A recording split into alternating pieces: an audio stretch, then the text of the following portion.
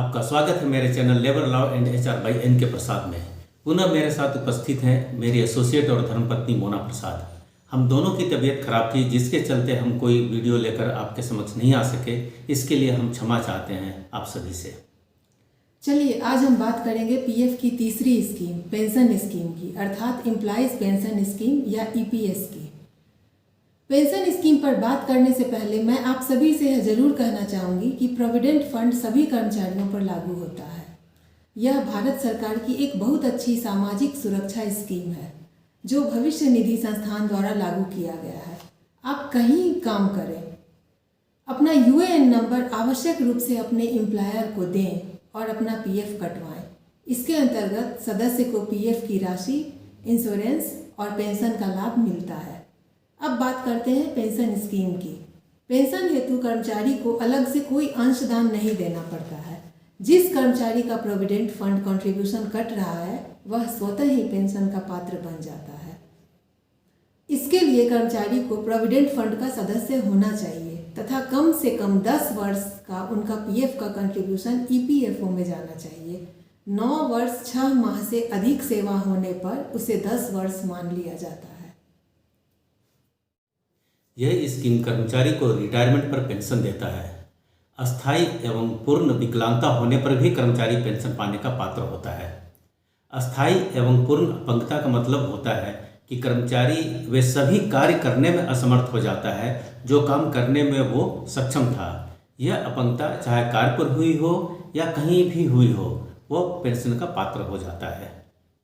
कर्मचारी की मृत्यु होने पर उसके परिवार को पेंशन मिलता है, अर्थात उसकी विधवा या विधुर को 50%, अविवाहित पुत्री को 25%, पुत्र को 25% पेंशन मिलता है। मगर पुत्र को 25 वर्ष की उम्र तक ही पेंशन मिलेगा। अगर बच्चा अक्षम है तो उस बच्चे को उम्र भर पेंशन मिलेगा, पर बच्चों के मामले में किसी 2 बच्चों को पेंशन मिलता है। 58 वर्ष की उम्र पूर्ण करने पर कर्मचारी को पेंशन मिलना आरंभ हो जाता है। 60 वर्ष की उम्र से भी पेंशन मिलता है। इसके लिए 58 वर्ष की उम्र पूर्ण करने से पूर्व डेफरमेंट पेंशन के लिए आवेदन करना चाहिए ताकि 60 वर्ष की उम्र तक प्रोविडेंट फंड का कंट्रीब्यूशन जाता रहे। इसके अंतर्गत इन 2 वर्षों के बढ़े हुए सेवा काल के लिए 4% प्रति वर्ष के हिसाब से बढ़ा हुआ पेंशन मिलता है। अगर कोई कर्मचारी 10 वर्ष की अंशदान सेवा 58 वर्ष की उम्र तक पूर्ण कर लेता है तथा उसके बाद सर्विस नहीं करता है, तब भी उसे 58 वर्ष की उम्र पूर्ण करने पर पेंशन मिलेगा। ऐसे में कर्मचारी चाहे तो 50 वर्ष की उम्र पूर्ण करने पर भी पेंशन ले सकता है, पर 58 वर्ष से पूर्व अर्थात 8 वर्ष पूर्व पेंशन लेने पर इन 8 वर्षों का 4% प्रति वर्ष के दर से पेंशन कम मिलेगा। इसे अर्ली पेंशन कहते हैं। अगर कोई कर्मचारी 20 वर्ष की सेवा करता है, अर्थात जिसका 20 वर्ष का पीएफ कंट्रीब्यूशन जाता है, उसके पेंशन की गणना में 2 अतिरिक्त वर्ष जुड़ जाता है। पेंशन कर्मचारी के बैंक खाते में जाता है। पेंशन गणना हेतु अधिकतम पेंशनेबल सर्विस 35 वर्ष है। ईपीएस की गणना करने में फैमिली पेंशन की अवधि को भी पेंशनेबल सर्विस हेतु काउंट किया जाता है। फैमिली पेंशन 1971 में आरंभ हुआ था और ईपीएस 16/11/1995 से आरंभ हुआ है। अतः इसको ध्यान में रखते हुए आप पेंशनेबल सर्विस की अवधि की गणना कर सकते हैं। अगर कोई कर्मचारी 10 वर्ष से कम सेवा करता है तो वह पेंशन की राशि वापस ले सकता है, परंतु यह पेंशन की राशि वह 58 वर्ष की उम्र पूर्ण करने के पश्चात ही वापस ले सकता है। पेंशन की गणना कैसे करते हैं, चलिए इसे एक उदाहरण से समझते हैं।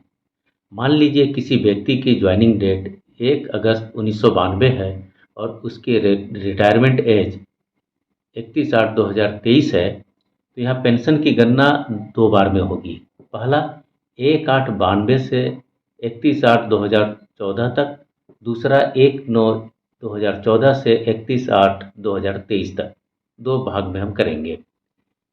ये इसलिए करेंगे कि 1/9/2014 तक की सेवा की पेंशन की गणना अधिकतम पेंशनेबल सैलरी 6,500 पर की जाएगी तथा इसके बाद की सेवा की गणना अधिकतम पेंशनेबल सैलरी 15,000 पर की जाएगी।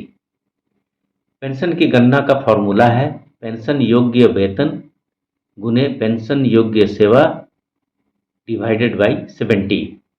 अब हम पहले पार्ट का पेंशन की गणना हेतु अर्थात 1/8/1992 से 31/8/2014 तक की पेंशन की गणना करने के लिए 31/8/2014 से पूर्व 12 महीने का हम कर्मचारी का बेसिक और डीए का एवरेज निकालेंगे। अर्थात सितंबर 2013 से लेकर के अगस्त 2014 तक उसका मासिक वेतन अर्थात बेसिक प्लस डीए हम लेंगे। जैसे एग्जाम्पल के तौर पर सितंबर में उसकी बेसिक डीए है 5,000, अक्टूबर में है 5,000, इसी तरह अगस्त तक मान लीजिए 7,500 है। हम इन 12 महीने का सारे बेसिक डीए को जोड़ेंगे जो 72,000 आता है। अब एवरेज निकालने के लिए 72,000 को डिवाइड करेंगे 12 से, अर्थात उसका एवरेज सैलरी होगा 6,000 रुपये। अतः पेंशनेबल सर्विस उसका 1/8/1992 से 31/8/2014 तक 22 वर्ष होता है। क्योंकि यह सेवा 22 वर्ष से अधिक है अतः इसमें 2 वर्ष और जुड़ेगा। अतः पेंशनेबल सैलरी अब हो जाएगी 22 जोड़ 2 अर्थात 24। इस तरह हम उस व्यक्ति का पेंशन निकालेंगे तो होगा 6,000 गुने 24/70, यह आएगा 2,057 रुपये।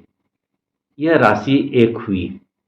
अब दूसरे राशि के लिए अर्थात दूसरे पीरियड के लिए अर्थात 1/9/2014 से 31/8/2023 तक की अवधि की गणना करेंगे।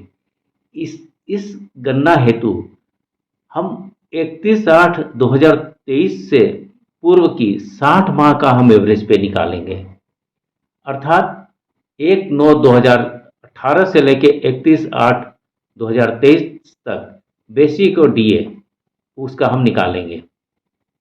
यहाँ उसका एवरेज सैलरी मान लीजिए 14,500 आता है। और हमें ध्यान रखना है कि किसी भी एक माह में बेसिक और डीए ये 15,000 से अधिक नहीं होगा। तो यहाँ पेंशनेबल सर्विस होता है 1/9/2014 से 31/8/2023 तक कुल 9 वर्ष। तो पेंशन कितना बनेगा? एवरेज सैलरी गुने पेंशनेबल सर्विस डिवाइडेड बाय 70 अर्थात 14,500 गुने 9 वर्ष डिवाइडेड बाय 70 तो होगा ये 1,864 रुपये। अब हम दोनों अ और ब की राशियों को जोड़ेंगे तो ये आएगा 2,057 जोड़ 1,864 अर्थात 3,921 रुपये। अर्थात ये जो राशि आई 3,921 रुपये यह उसका पेंशन की राशि होगा जो उसे प्रति माह मिलेगा। वर्तमान में मिनिमम पेंशन 1,000 रुपया प्रति माह है। अगर कोई नियोक्ता या एम्प्लॉयर प्रोविडेंट फंड कंट्रीब्यूशन जमा नहीं करता है तो ईपीएफओ उसकी वसूली जुर्माने के साथ करती है। आप सभी यह सुनिश्चित कर लें कि एम्प्लॉयर आपका प्रोविडेंट फंड काटता है और एम्प्लॉयर और एम्प्लॉई दोनों अंशदान समय से ईपीएफओ में जमा करते हैं। ईपीएफओ में सारी सुविधाएं ऑनलाइन हैं जो बहुत सरल और आसान हैं। तो मिलते हैं आपसे हमारे अगले वीडियो में। अगर आपके पास कोई प्रश्न है तो कृपया कमेंट बॉक्स में पूछ सकते हैं या डिस्क्रिप्शन में दिए गए हमारे ईमेल आईडी पर पूछ सकते हैं। कृपया हमारे चैनल को लाइक, सब्सक्राइब और शेयर करना ना भूलें। जय भारत। जय भारत।